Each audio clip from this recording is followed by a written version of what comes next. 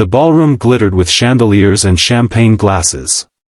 Daniel Hayes, a powerful CEO known for building empires, stood in front of the mirror adjusting his tuxedo.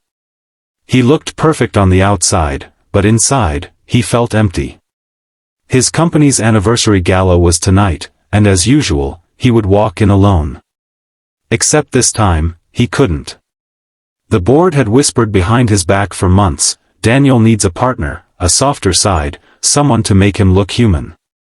And though he hated the idea, he gave in. With one click on an exclusive agency website, he ordered something he thought was impossible, a girlfriend for hire. Her name was Claire. When she arrived, she wasn't what he expected. No glittery dress, no fake smile, no rehearsed lines. Instead, she wore a simple navy gown, her eyes bright yet nervous. "I'm not really used to this," she admitted softly as she stepped into his mansion. Daniel raised an eyebrow. Neither was he. But before he could say more, a tiny voice echoed from the staircase. "Daddy? Is she the one you told me about?" His 7-year-old daughter, Lily, peeked down with her messy hair and pink pajamas. She clutched her stuffed rabbit as if it were armor. Daniel froze. He hadn't planned for this. Lily had lost her mother when she was just a baby, and though Daniel gave her everything, schools, toys, vacations, what she really wanted was something he couldn't buy. Claire knelt on the floor, lowering herself to Lily's eye level. "Hi there," she said gently. "I'm Claire. Who's this little guy?" She pointed to the rabbit. Lily's cautious eyes lit up. "This is Mr. Buttons.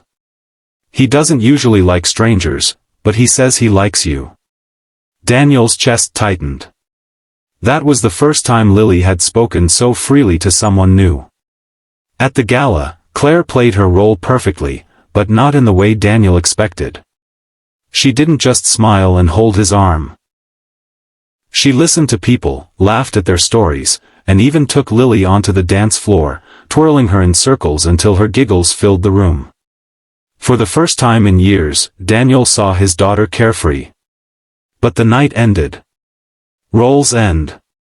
Payments end.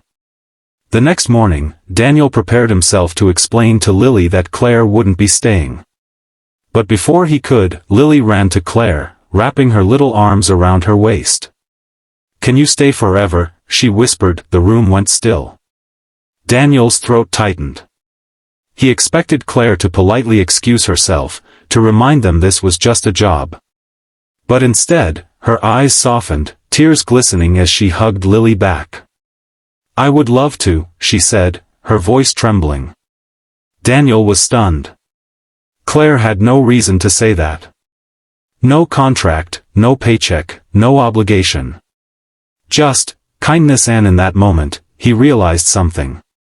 For years, he had measured worth in deals and profits.